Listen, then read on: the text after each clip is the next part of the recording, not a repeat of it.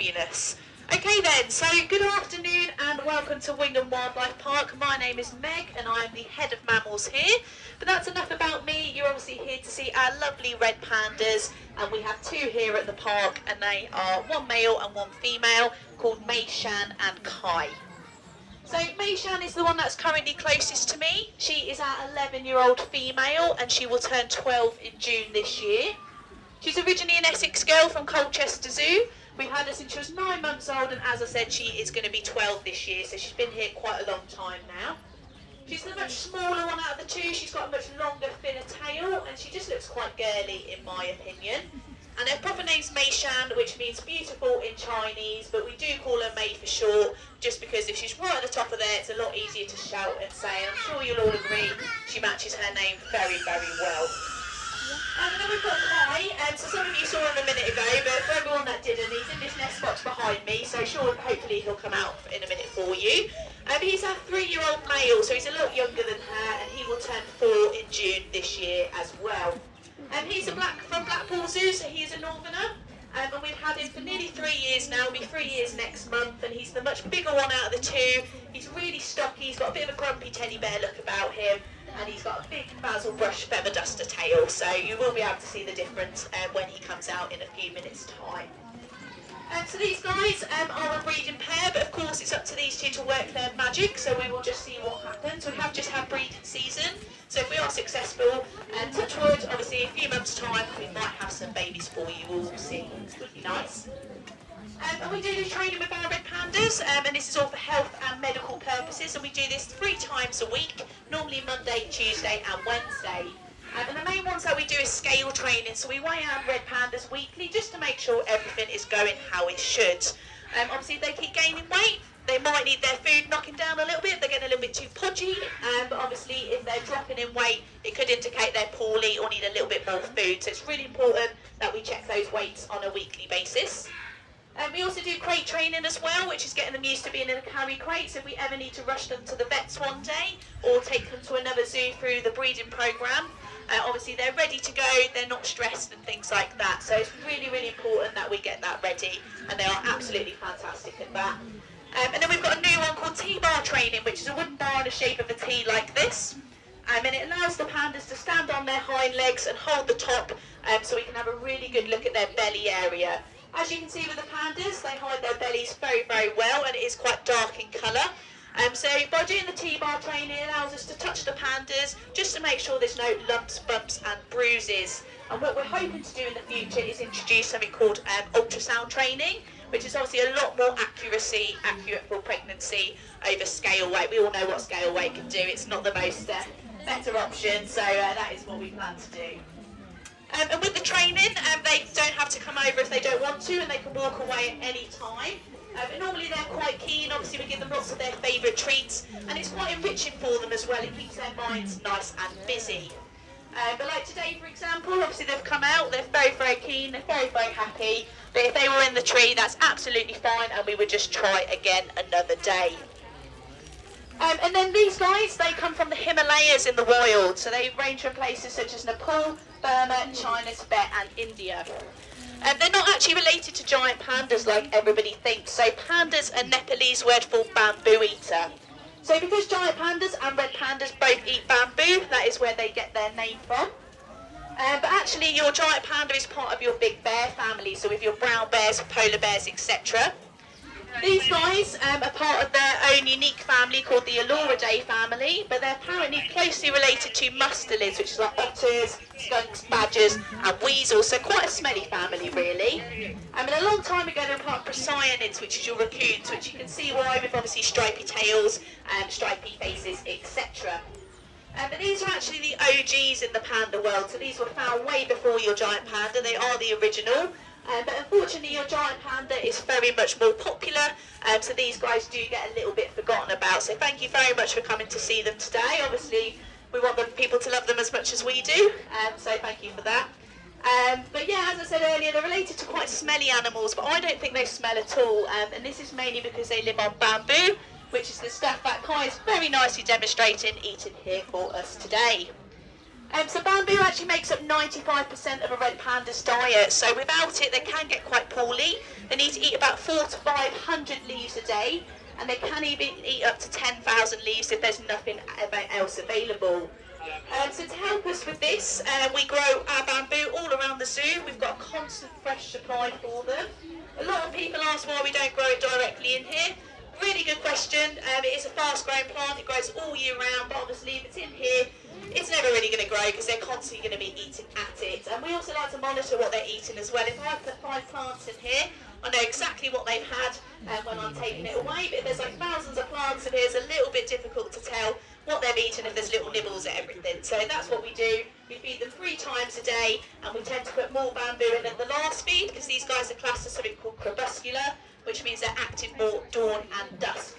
And obviously if we put all the bamboo out in the day, when it's a really hot day, it is just going to go all sort of dry and horrible, and then they're not going to eat it. So we give them fresh stuff all of the time, but a lot more overnight. And as you can see, we put some fresh in just, and he's absolutely loving it. But they are actually classed as an omnivore, which does surprise a lot of people. So these guys would actually eat small mammals in the wild. They'd eat birds, eggs, insects, fruit and veg, flowers, leaves, you name it. But basically they're a little bit they're a little bit fussy in zoos, and because of this we feed them something called panda cake. So Ryan might be able to show you what's in the bowl there. Panda cake is a special cake made just for red pandas, and it contains eggs and oats.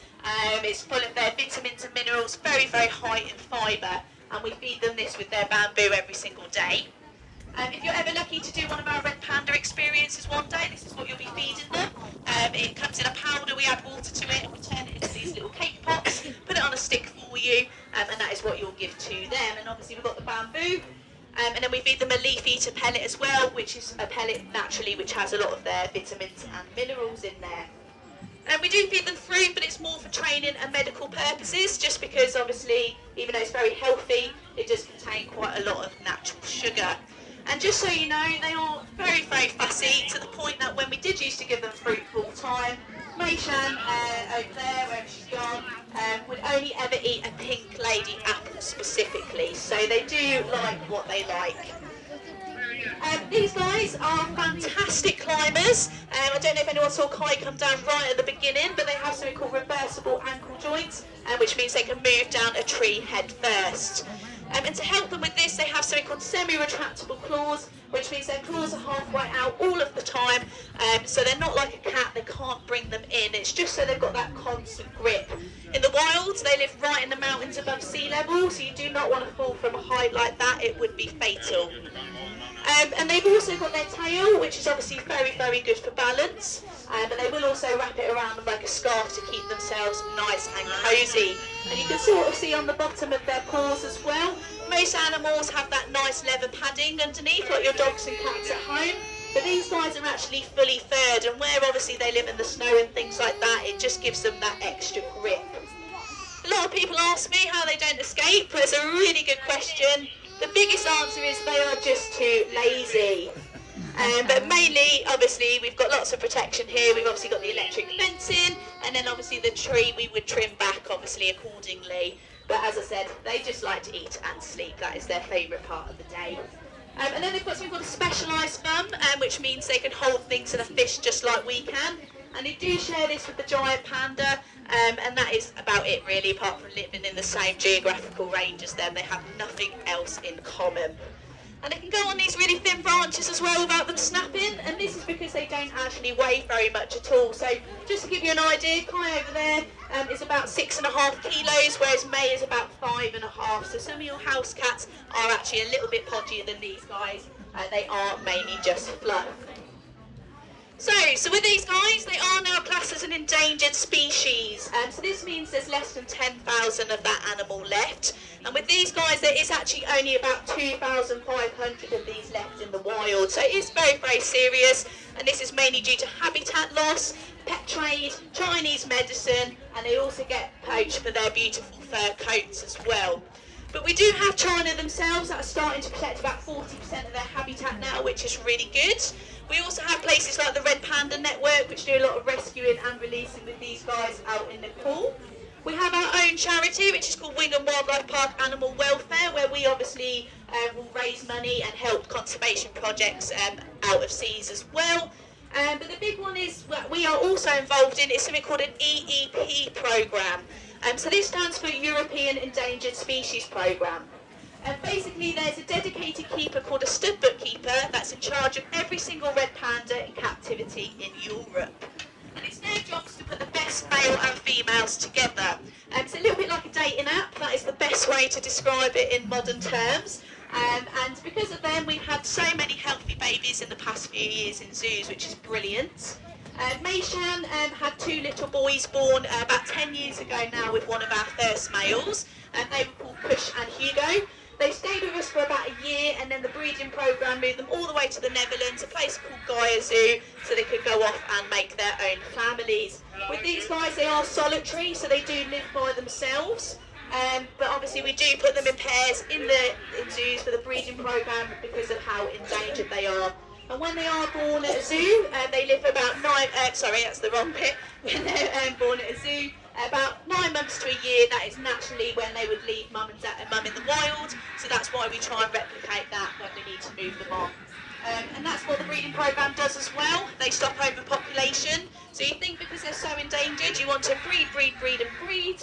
But actually, if every zoo's breeding them all at the same time and then they all need to move at the same time, it causes a lot of different problems. So they will select a certain amount to do that a year.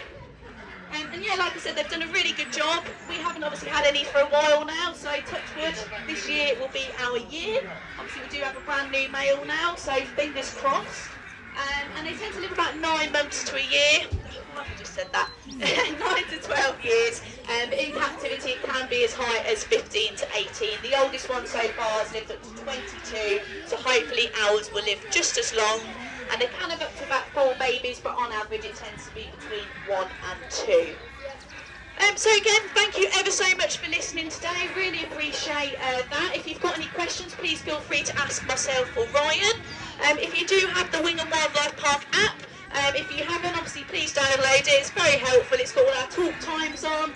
It's got all of the map, and if you scan enclosures around the zoo, the QR codes, it will tell you lots of information as well. And again, thank you so much for coming. Your visit to Wingham goes towards all of our conservation projects and things like that. So we do really appreciate you coming to see us today, and we really hope you enjoy the rest of your day. Thank you very much. Thank you.